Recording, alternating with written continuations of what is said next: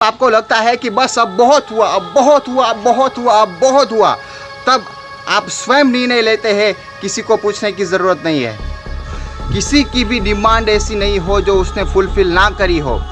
और ऐसे करते करते 18 साल बीत गए। कभी कभी एक विचार आपकी ज़िंदगी को बदल देता है। ये कहानी है एक साधारण हाउसवाइफ की, जो बहुत एक्सट्रोवर्ट नहीं है, जो बहुत आउटस्पोकन नहीं है।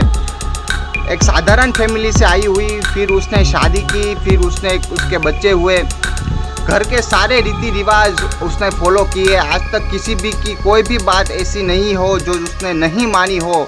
किसी की भी डिमांड ऐसी नहीं हो जो उसने फुलफिल ना करी हो। उसके बावजूद भी उस पर बहुत सारे अत्याचार होते, कभी हाथों का अत्याचार, कभी बातों से अत्याचार। अगर वो कोई चीज़ बाई चांस मांग ले तो उसको बेइज्जत किया जाता। और ऐसे करते करते 18 साल बीत गए। इसी स्थिति में कभी कभी लोगों को लगता है कि अब ज़िंदगी में कुछ बचा नहीं है, लेकिन कभी कभी एक विचार आपकी ज़िंदगी को बदल देता है। एक दिन उसे रियलाइज़ हुआ कि मैं कब तक ये बेइज्जती सहूँगी, कब तक ये ज़िल्लत में सहूँगी। और उस दिन उसने अपने पति से कहा, बहुत आदर और सत्कार के साथ कहा कि या तो मैं मर जाऊँ या फिर आपसे अलग होकर एक नई यात्रा की शुरुआत करूं।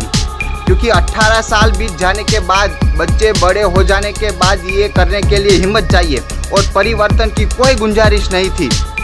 और उसके पति ने उसको हल्के में लिया। एक बार फिर उस पर ऊंची आवाज़ से अत्याचार करने का प्रयास किया। तब पहली बार उसने कहा कि बस अब बहुत हुआ। जिस प्रकार मैं आपका सम्मान करती आई हूँ वो मुझे करने दीजिए, वरना आपके सम्मान में कोई ठेस पहुँचे ये मुझे बिल्कुल बर्दाश्त नहीं होगा।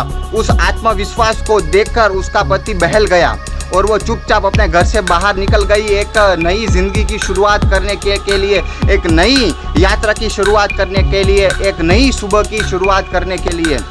जब आपको लगता है कि बस अब बहुत हुआ, अब बहुत हुआ, अब बहुत हुआ, अब बहुत हुआ, तब आप स्वयं निर्णय लेते हैं, किसी को पूछने की ज़रूरत नहीं है।